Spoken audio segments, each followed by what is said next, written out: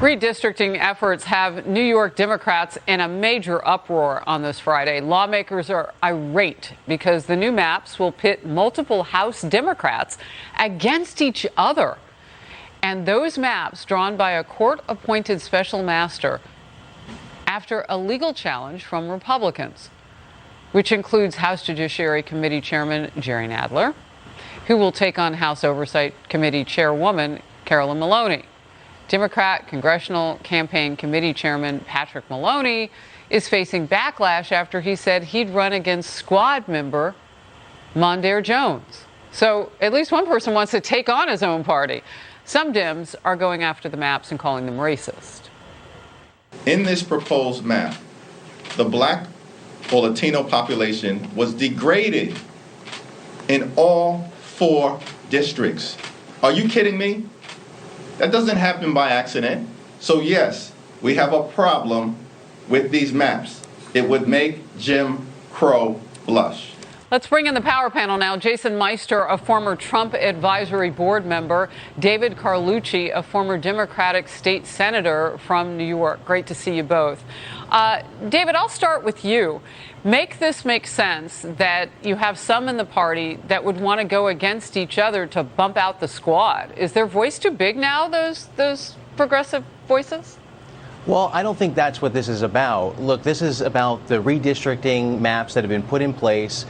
They're obviously a big problem for the Democratic Party in New York. But what we have to be careful is that we don't allow this problem to become a crisis. The ink is not dry. Well, you said it. Well, that's it, because we can't allow for members to be attacking members and to allow it to degrade the entire political process and the chances of Democrats retaining the majority in the House.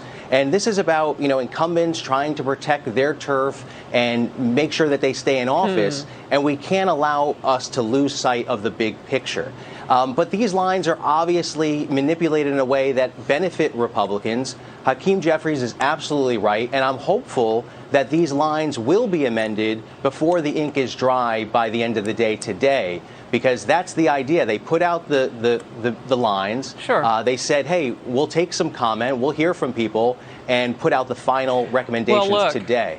I'm sure some of the comment that no one was banking on is that it would be against each other within your party. And that's, as you say, wasting precious time for you, the Democrats. Oh, well, it is an emergency for you now. Jason? Yeah, Harris, I love watching the infighting. I mean, for years, the Democrats demanded that the courts take an active role in redistricting. And in New York, they got their wish. They just don't like the result. And that's because they were planning on gerrymandering for every last partisan drop. And they can't do that now because there's going to be a neutral map and they're going to actually have to compete for the votes amongst each other. So I think this in the end will probably be better for all New Yorkers.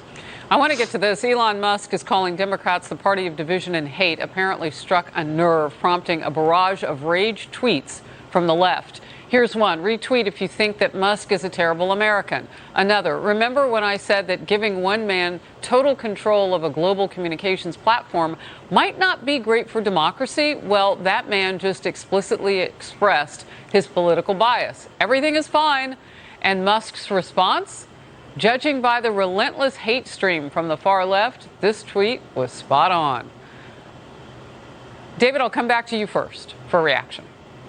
I think this is the problem, right? That Twitter has made us have to put everything into a sentence. The fact that Elon Musk, who I have a great deal of respect for, look, the guy is one of the richest people in the world. However, to say in one sentence, to sum up the Democratic Party, millions of people, is absolutely wrong. Whenever we're trying to say, hey, the Republican Party is X, the Democratic Party is Y, that's a problem. We're generalizing, we're stereotyping, and we're getting right into the problem of what's dividing our country even further. So, Jason, I guess the pushback might be for you, David, with all due respect, it's Elon Musk. You mentioned, the bona fide that you give him is that he's rich. He's not a politician, and that's a platform he's trying to prove can take more words. Jason.